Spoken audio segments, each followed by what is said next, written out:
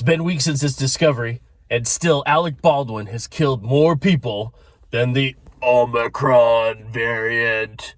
Or is it Omicron? Or Omnicron? Whatever.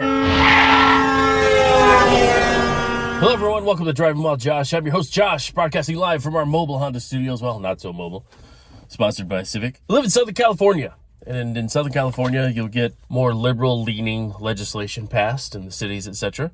We still have people driving around in their cars wearing masks, alone, with the windows up, and I'm sure the vents closed. You got people jogging, wearing masks, because you know they may somehow get COVID through, I don't know how. And of course, you got Dr. Fauci, the wonderful, always accurate Dr. Fauci, 2 years straight. Almost, and he's got nothing right. But we still have him on TV telling you if you can have Christmas or not, or when you can travel, or when you should travel. I think my favorite with him, or maybe it was one of his lackeys, was saying, hey, when you have people over for Thanksgiving, bring them into the garage, test them, wait for the test results to come out, and then you can let them into your house for limited time. And if you did that, but as the Prime Minister of England has told us that the tsunami, the tidal wave of Omicron, Omnicron is coming, we should beware. We should beware. Even though, let's do a little quick history. South Africa and a bunch of nations down there surrounding the South African area, no one was taking the vaccine, okay? They didn't want it. They weren't forcing it on people. And so they said to, Fauci and the gang, hey guys, stop sending us this stuff. Nobody's taking it. Please and thank you. 2, not 1, but 2 days later, they discover the Omicron Omnicron variant in where? South Africa. And you must wonder why. Why, oh why did this deadly new variant just suddenly pop up in South Africa? Well, I think those are the reasons. And what did Joe Biden do as soon as we heard about this deadly new variant of Omicron, according to him? Well, we cut off air travel. Well, I'm old enough to remember that very same Joe Biden, when Trump was shutting down air travel to certain areas that were highly infected, China, some areas in Europe and whatnot, he said it was racist against brown and black people.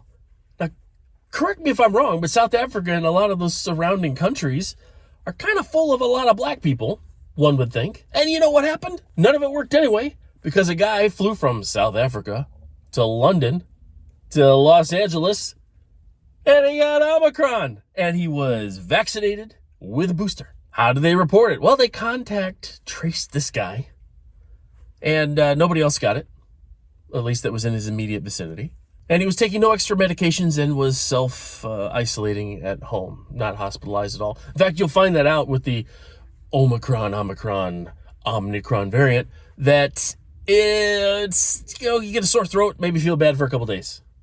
Kind of like a cold. Yeah, but we need to watch out because it's coming. It's going to wipe us out, just like Delta was going to kill us all. Just like the original COVID-19 was going to kill millions. It hasn't happened yet. We may reach that point. Maybe. I don't know. But, you don't have the tickers anymore on the side of the newscasts. You know how they used to have cases and numbers of deaths, and you even had former Vice President Joe Biden say that any president who had, 1,000 or something deaths a day has no right to be in office. But he's past that. He's actually had more people die under his watch than Trump. But careful with your politics, sir. Careful. But I want to talk about some actual numbers and some very real dangers that nobody's talking about. You're not hearing anything about it.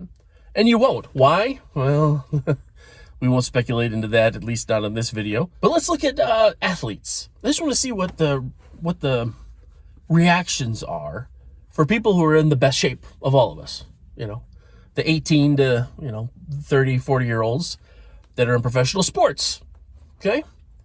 First, let's start off with, let's look at the NCAA football. All right, let's take a look at some numbers there. They did a study. I think it was, might have been Bryant Gumbel. Can't remember exactly.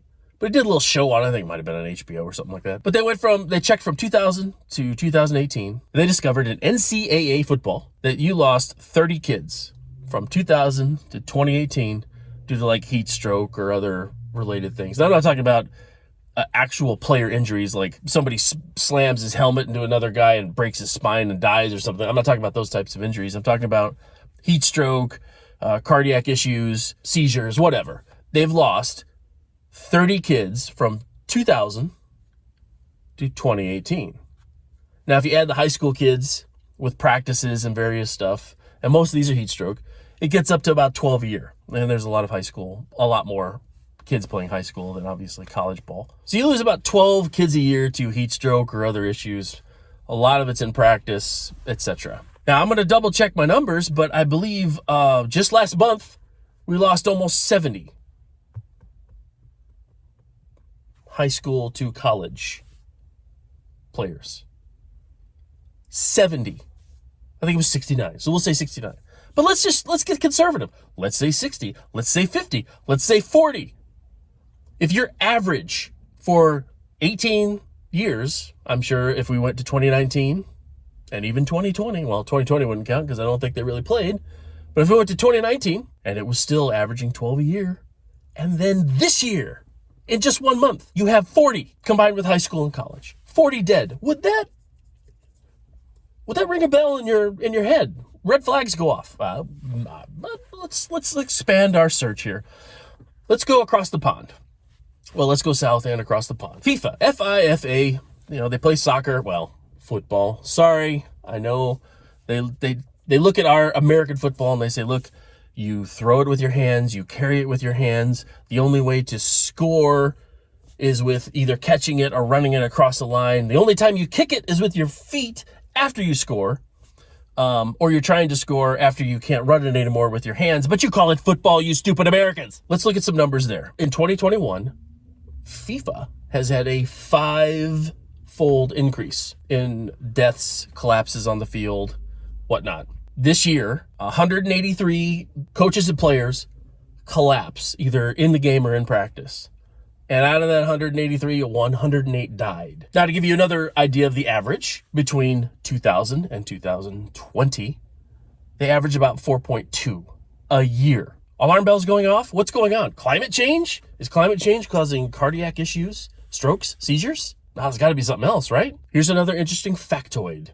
They've been recording deaths, injuries, whatnot in soccer, football. Sorry, my European and South American friends. Since 1889.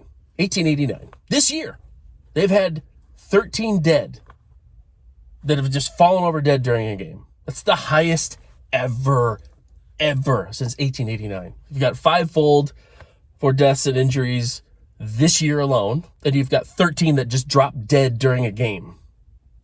And they've been recording this since 1889. That's over 100 years, just if you're doing the math. So what's the common denominator, people? What is the same about our high school football players, college football players, professional football players, professional athletes, FIFA soccer players, football players? This also includes tennis players. There's a whole bunch of other, cross country, a whole bunch of other people that have career-ending injuries or have collapsed, had cardiac problems, thrombosis, myocarditis, all those other things that are happening, which they say, hey, you might get this if you take this, but it's going to be way safer than catching COVID, right? But we've never seen anything like this before. And it's not being reported on, at least not very much, or there's no light being shined on it, which frightens me to death. But here's what's even more scarier. It just took the FDA 100 days to approve the new Omicron Omnicron variant's new shot. 100 days.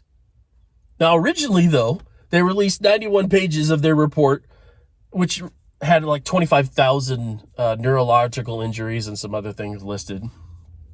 And people are saying, well, out of millions and millions, that's not that bad. Well, but they've shut down vaccines for far less in the past, but they're just plugging ahead with this. And then the FDA says, For us to release the rest of this data, we're going to wait 55 years before we release it. And people balked and they say, hey, we're going to sue. They doubled down. Now it's 75 years. That means if your 5-year-old gets their shot, their Pfizer 2-shot, probably booster 1 and booster 2, they'll be 80 years old before they can read what the FDA knew today about these shots. But they're mandating them, right? Or at least trying to. 100 days to approve a new shot. And the head of Pfizer saying, you know what, we may have to start over, ladies and gentlemen. You may have to get your first 2 shots again and then 2 more boosters. Just with the original stuff, 4 shots in 1 year? This is a vaccine? 4 shots? Ladies and gentlemen, for something that they're trying to mandate and force you to do, to then say you have to wait 75 years to get the information on it, well, of which almost all people will be dead, and the people that are alive aren't going to remember any of this, and probably who's in charge is going to say, well, for the safety, it's like the JFK stuff. For the safety of the people involved, we're going to just extend the secrecy of this for a little while longer until we make sure that everybody involved is dead so they can't get in trouble or people get upset. 5-fold increase in injuries in FIFA alone. We've had massive increases of deaths, seizures, heart issues in young men. It's mostly young men. There are a few women that get it, but it's mostly young men. And nobody's saying anything. No red flags. Oh, it's safe. It's effective. People's athletic careers are being ruined because of this.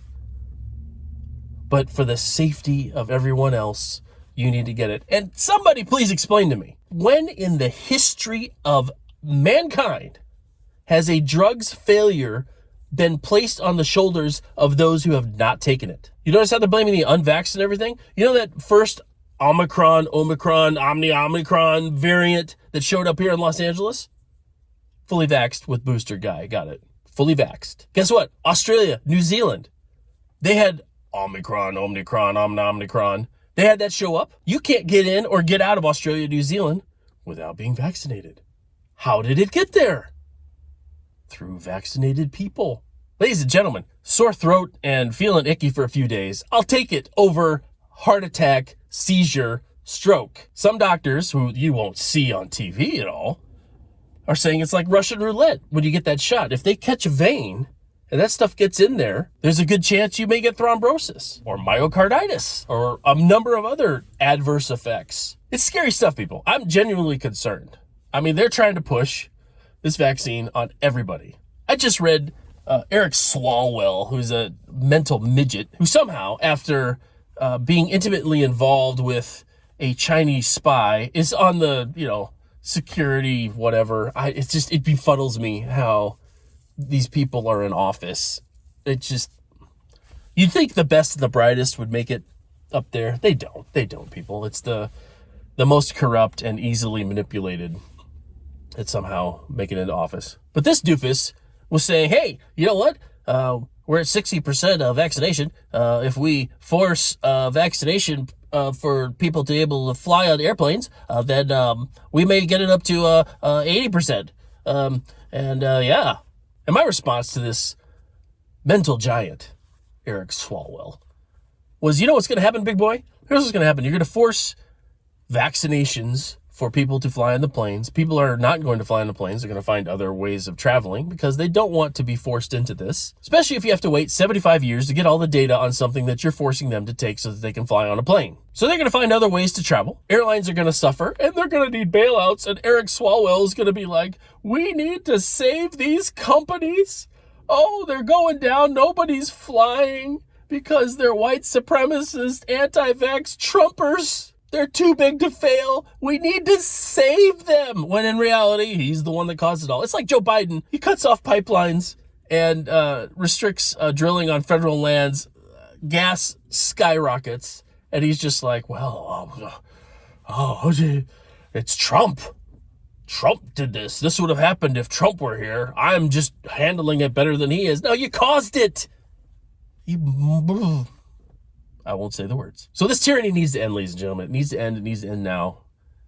It's Omicron Omnicron is garbage. Okay? It's the flu. They're going to propaganda this sucker through March. You watch. And then when we realize that it's a nothing burger and that they can't get anybody to die from this thing, at least in any significant numbers, then we're going to have another variant. Hopefully we'll be able to enjoy the 4th of July with family. If we could just get enough people vaccinated, we can all have a cheeseburger together while sitting 6 feet apart wearing masks. Right, Fauci? Resist, people. Resist. And that concludes this episode of Driving While Josh. Until next time, take care.